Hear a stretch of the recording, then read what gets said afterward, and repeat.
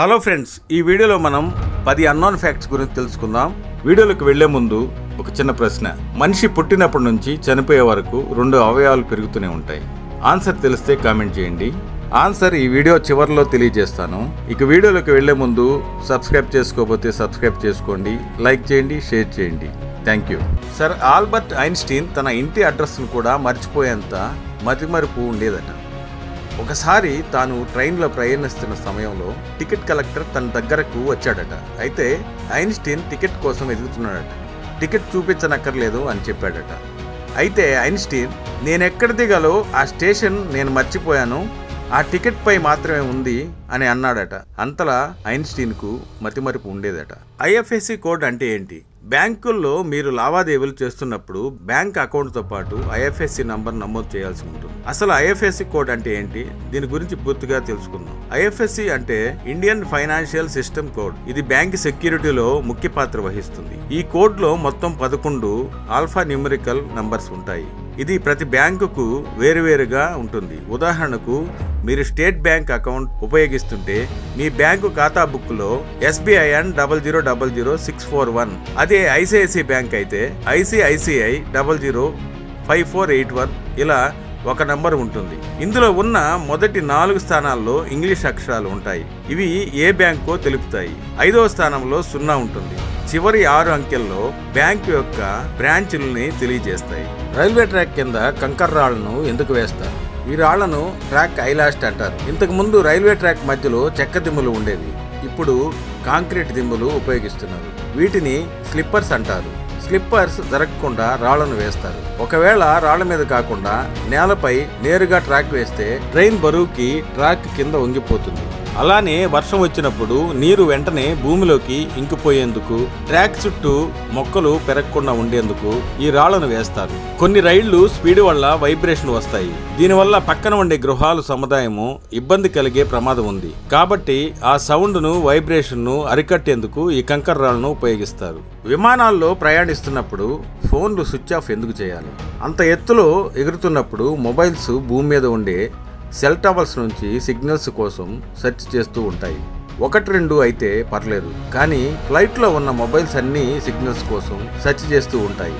దానివల్ల అక్కడ విడుదలయ్యే ఎలక్ట్రోమాగ్నెటిక్ ఫీల్డ్స్ వల్ల ఒక రకమైన రేడియో పొల్యూషన్ ఏర్పడుతుంది. ఇది పైలట్లు ఉండే కాక్పిట్ లో ఉండేటటువంటి నావిగేషన్ ఎక్విప్మెంట్ మరియు ఎయిర్ ట్రాఫిక్ కంట్రోల్ ఇంటరప్టెడ్ అవడంతో పైలట్లకు ఒక రకమైన వాయిస్ వినబడుతుంది. ఈ శబ్దాలు పైలట్లకు చిరాకు తెప్పిస్తాయి. అందువల్లే ఫ్లైట్ లో ప్రయాణిస్తున్నప్పుడు మొబైల్స్ ను స్విచ్ ఆఫ్ గానీ ఫ్లైట్ మోడ్ లో గానీ పెట్టాల్సి ఉంటుంది.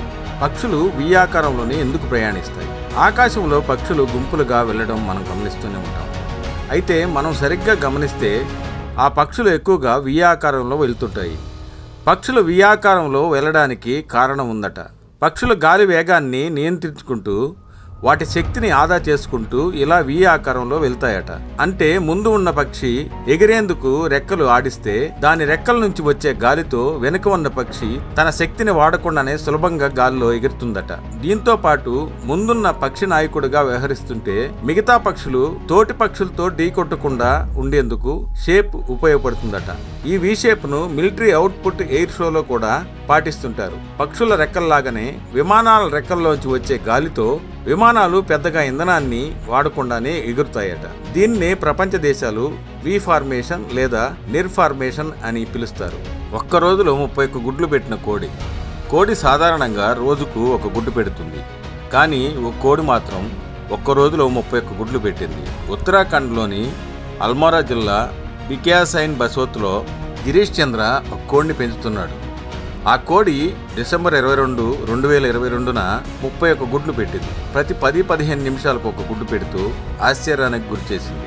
అయితే ఆ కోడి సాధారణ ఫుడ్ కాకుండా ప్రత్యేకంగా పల్లీలు, వెల్లుల్లి మాత్రమే తింటుందని గిరీష్ చంద్ర చెప్తున్నాడు.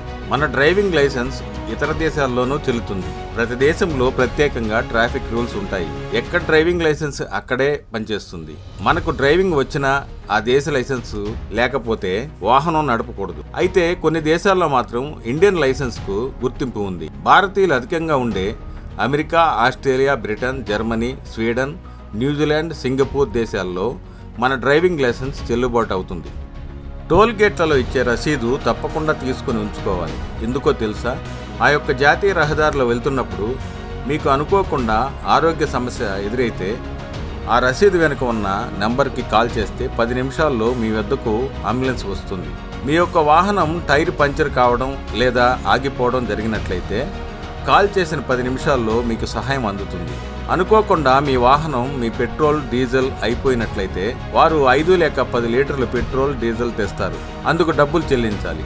ఈ సదుపాయాన్ని మనం కట్టే టోల్గేట్ ఛార్జీలలో వర్తిస్తుంది. ఈ విషయాలు తెలియక చాలామంది ఇబ్బందులు పడటం, రసీదును లైట్గా తీసుకోవడం, పారవేయడం చేస్తుంటారు. వీడియో ప్రారంభానికి ముందు అడిగిన ప్రశ్నకు సమాధానం: మనిషి పుట్టినప్పటి నుంచి చనిపోయే వరకు పెరుగుతూనే ఉండే అవయవాలేవి? మనిషి పుట్టినప్పటి నుంచి చనిపోయే వరకు పెరిగే అవయవాలు ముక్కు, చెవులు.